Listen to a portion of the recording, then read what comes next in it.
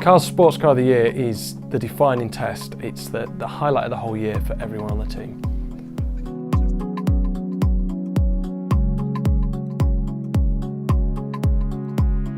We take a huge variety of cars. We've got a 17 grand Fiesta ST, brilliant little hot hatch, all the way up to a £300,000 Lamborghini Aventador. Maybe I should have started with something slower.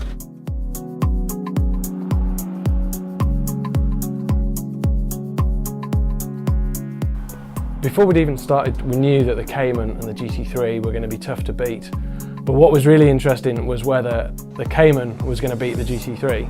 This GT3 is a new model, and it's switched from manual gearbox to a PDK dual clutch. The steering's electric. It was interesting to see whether that would still feel as special. The Cayman is half the price of the GT3 at 50 grand, and it is, if anything, better in some ways because it's got a manual gearbox for that extra involvement, and also you don't have to be going absolutely bonkers to get the best out of it.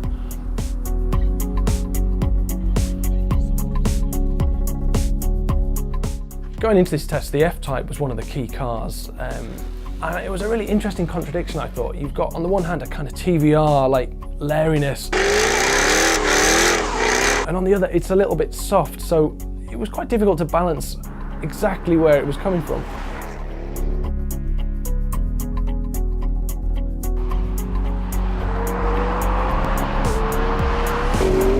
McLaren 12C, it's taken sort of 2 through 3 years to get to know this car.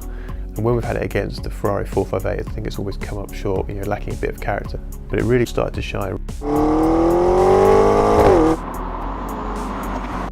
One of my favourite cars was the Fiesta ST. I didn't have it down as the winner, I didn't have it on the podium even, but for a car costing 17 grand, it punches way above its weight.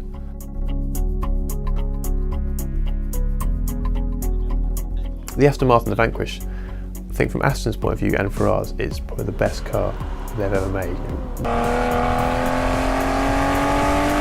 But when you get it out together with all these other cars, then it feels a few steps behind the rest of the crowd. I think if you are spending, £192,000, which is how much that car costs, you want the latest thing, and the Ferrari F12 is the latest thing.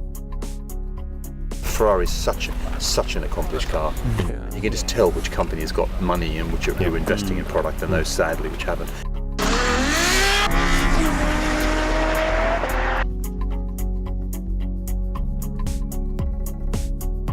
Not everyone liked the Lambo, including me. I thought it was very heavy-handed again with its ride. The gearbox is brutal and just a bit of a handful just in terms of how big it feels.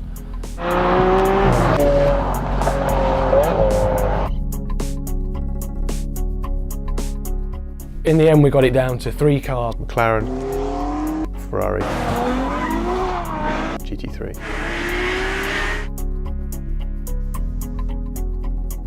So we really focused ourselves on the judging process and said, which of all these cars do we most want to drive? And that was it.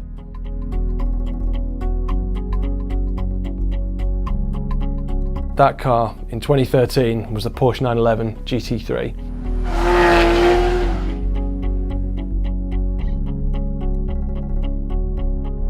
We all desperately want to own that car.